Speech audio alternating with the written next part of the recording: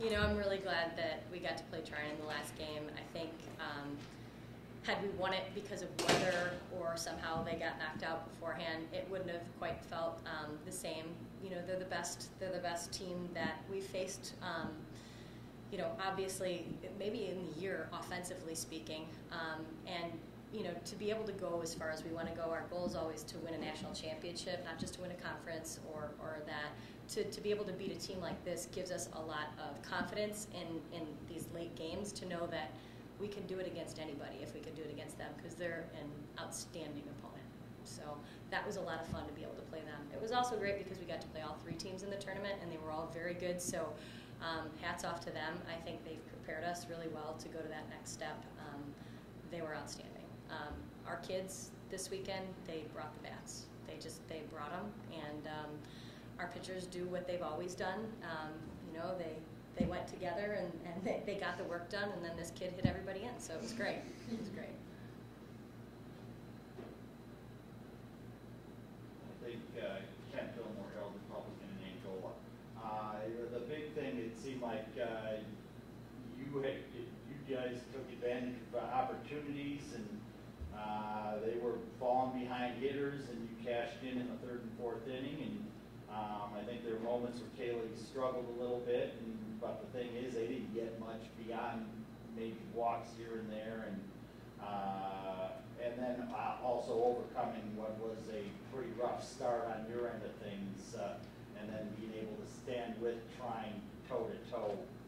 Talk about that, because usually they get up on some people, and with their offense, it tends to be demoralizing in some cases. Yeah, we've been there with them. So, so the truth of the matter is we have had to come back in our conference tournament. We've had to come back in this tournament, getting behind. So getting behind 3-0 early in the game with how our bats have been running was just to play it cool. And I also think before the game we said we're not looking to have a no-hitter or a shutout. This is not the team that we're going to beat 2-1. You guys got to bring the bats today. You have to understand what the umpire zone is going to be, and you have to work with that. And I think our kids did a great job with that. And with a senior pitcher, knowing how to be calm in big games, it's what we rely on her for. It's why she stayed in so long, because she settled down and did a fantastic job against the best hitters in the country, in my opinion. Anybody else do you want to hear from? Yeah. Kahla? So Coach kind of touched on it, but in our pregame discussion, we always go through scouting reports and the lineup, and you know, she looked at me and she said, you don't have to shut them out. Like, our bats are hot. They're going to score runs. Just go into the game knowing that they will, which is, I mean, I don't know if they've been shut out this year, but I would be super surprised if they, well, good for that team, because that's impressive. So, you know, just to know that the bats are behind you the way that they are right now in the season makes it a lot easier to throw. We've worked all season on missing in our own favor, so missing out if you're throwing out and missing too far in instead of missing over the plate, which could probably account for some of the walks, but also some of the dinky, you know, off the bat pop-ups and things like that happened instead of hard hits or hits out of the park. So. Well, you had to overcome a little bit of sloppiness, throwing the ball around and kicking it around. I think you've had probably one of the WashU games or something, but you were able to, the bats carried you and that sort of thing. But what was the mindset down 3-0 and you had a couple errors and somehow you had to pick yourself up off the canvas? Me?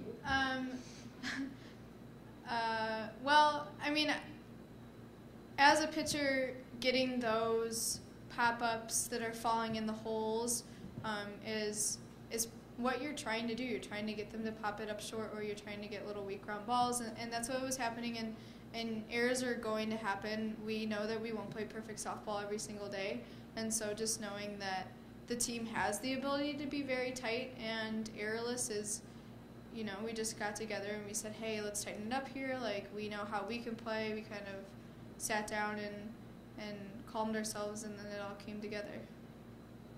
And the thing is, they were going to get runs, but their speed, and if they decide to throw the short game, which they haven't had to use much, you didn't get things carried away, and then you're able to show some patience against Robles. Linsey, or who's the other one in there? Is that? That's Emma. She's a pitcher. Oh, that's Those are our Jamie. assistant coach. Oh, okay. Oh, okay. Okay. Well, yeah. What was the key or something with Robles? It seemed like you had an aggressive approach at the start. Probably first 2 innings, you were first, second pitch swing. Yeah. I typically am. I just like to be aggressive ahead in the count, look for my pitch, and I'm not going to waste my pitch because you might only get one good pitch in at bat. So I just like to be aggressive ahead in the count and just try and put a good swing on the ball, no matter. But just try to put a good swing on the ball and be aggressive early in the count, I think, is my motto for hitting. So. Any of you coach or players or something, Sammy Bell's at bat, what was that, the icing on the cake? Was that the, what was that? Was the capper? Was this the epitome of how this weekend's gone? That's Sammy Bell. That's what she does. She battles and battles and battles. If you look at her walk totals, it's up near 25, and that's because it's a frustrating thing as a pitcher to have someone that can foul it off wherever you throw it and then continue to stay in it. And a lot of times she'll draw that walk, but Sammy also can get pitches about a foot off of the plate, and I've seen her hit them out of the park routinely. So her getting that hit there was Sammy. So we're always excited when she comes to the plate, and she's grown into a great leader for us. So I don't think anybody was nervous that it wouldn't get done. It was just whether or not she was going to get a chance to get a hit for us, or if she was going to get walked and we'd have to rely on the next person.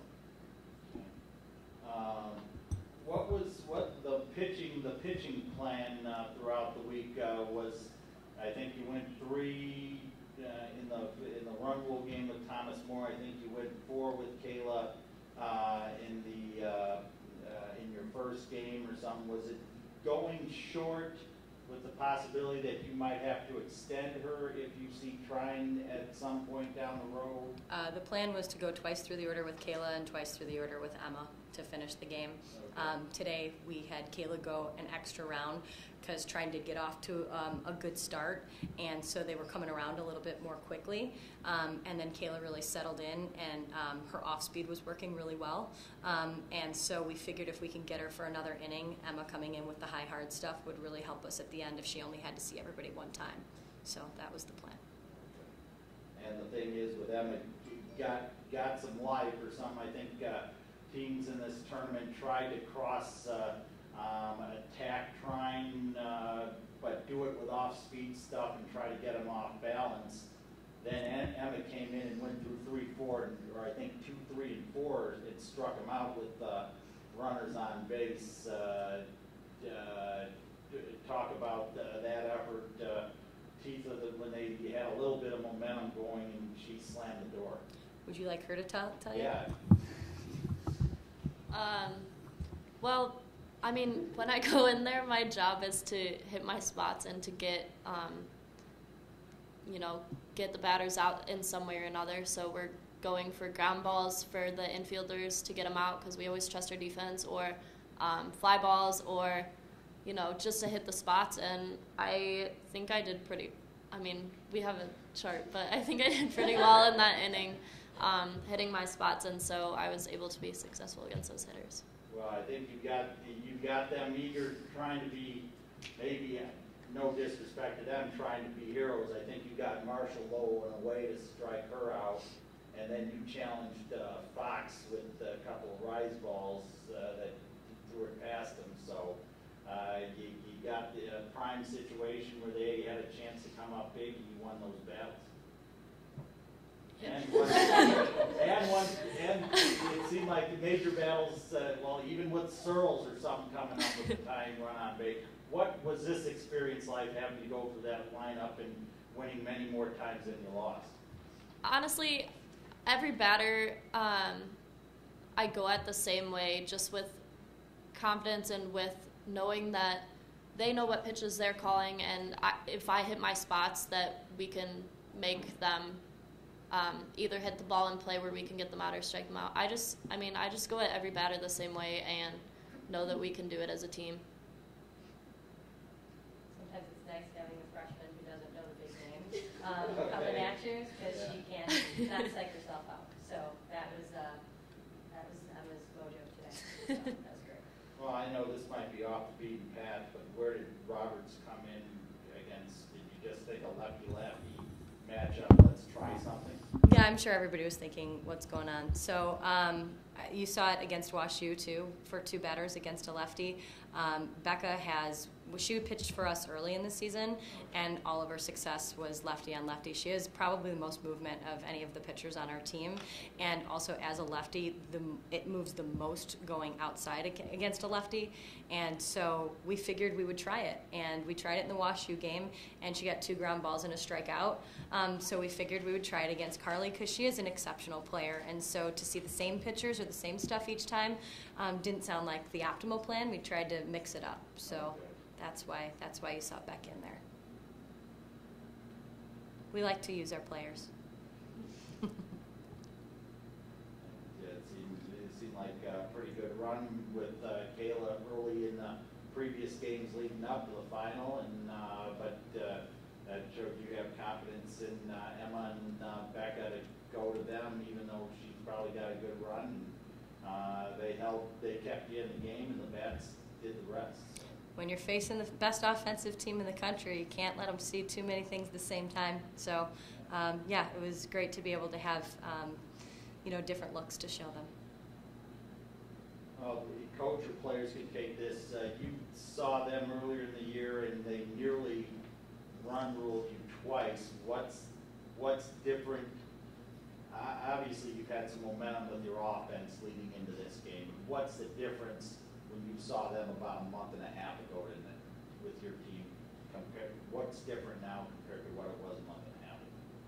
I'll tell you, it was Salisbury and Lynchburg and Christopher Newport and the teams in our conference like Denison, who run-ruled us in the first game of the championship, to be able to come back, who had hot bats. We've been playing Illinois Wesleyan. We played Anderson. We faced all the top teams who were hot at the time that they were hot. So facing Trine was a little bit different early on, when that was kind of the first, couple beasts that we'd seen, and later on we'd seen it. So we were prepared for it. I think experience really helped. Linsey? I think we came in today with the mindset that it's a whole new game, and any day, any team can beat any given team. And we know our bats are hot, and we know that we match up well with them offensively, and we can put up as many runs as they can put up. So we were just thinking that if our pitchers can keep them to fewer runs than we can score, then we're just going to outscore them. That was our goal going today, was just that. I mean, I know that sounds stupid, but we were going to outscore Trine. That was how we were going to win that game. Trine's been making a habit of outscoring people, Mm-hmm. and it seemed like you overcame those first 2 innings and then probably stood up to them better than anyone since probably their trip down to Central Florida or something. They got beat 1-0. So, and I think Alma might have shook them up a little bit in the conference tournament, but you were able to put your guns on the table and fire right with them and overcome the fact that they had 2 pitchers and they were capable of digging themselves out, and your team made more plays and took advantage of more opportunities than they did. Yeah, we just probably have to thank Thomas Moore for giving us an opportunity to only see them once, because beating Trine more than once in a weekend we knew was going to be more difficult. So we had to take care of our business in the first 2 games to give us a better opportunity here. What does the week ahead look like for everybody? Finals? No, go ahead, guys. Talk about it. Well, lots of studying. I have 2 finals and a paper due by Wednesday, so we'll see how that goes with practice schedule, because we do have practice this week. And so we'll see how that goes. Yeah, I mean, being at DePauw, it's a difficult school to be at, and so our kids are used to having tests and papers and extra things outside of that, and so it's stressful because it is finals, but everyone knows how to handle it, especially since it's the end of the year. Second semester for the freshmen, they had the first semester to figure it out, and now we've had practice all year long. Coach tells us, like, this is when we're going to start, this is when it's over, so you can schedule out your day. You don't have a final every day, or if you do, it's for only a couple hours at a time, so you have plenty of time to get stuff done. I think we're all just really excited. We don't care that it's finals week. Like, we'll take the tests and we'll write the papers, but we get to play softball, and that's what we want to do, so it'll work out. Kahla, can you talk about the mindset that you have as a senior, knowing that when you might be losing it or they might be catching up to your stuff, that you can turn the ball over to a freshman and Emma and have confidence in her and be able to think, hey, it's all right, I'm a senior and I'm handing it to a freshman, I'm perfectly fine with that. Can you talk about how you feel with that? Yeah, so Emma and I are actually like the perfect duo because I go in out and she goes up and out and in. So I don't throw many rise balls at all during an at-bat. My goal is to keep the ball low so that they can't elevate. And then when she comes in, she's going up and hard. She throws harder than I do. So that adjustment's really difficult. And she's been so successful all year long. She came in throwing hard. We were all excited to have her. I know I was excited to have her. It's nice to have someone that's just as good as you are, even better at certain things to rely on. And so I'm so excited when she goes in there. I get to sit by coach and help call pitches and tell her what I learned from pitching to them, specifically in this game, which is in addition to everything we already have on all the players. So it's exciting. I like watching it just because it is so much different than what I do, but it's also fun to watch other people be successful. So. Anything making it more special that you won a regional championship on Mother's Day? Well, Mom said it was the best gift she could have asked for, so she's happy. You gotta keep Mom happy, so. Yeah, I mean, your parents come down and support you and are here on a rainy weekend and going in and out, and it's supposed to be their day, all about them, and it's all about the kids again. Here we go, and for them, that's what makes them happy, and seeing their kids be happy and winning and being able to go further. The parents like being around each other, and I think this is. This is a special Mother's Day. It's probably, my favorite so far.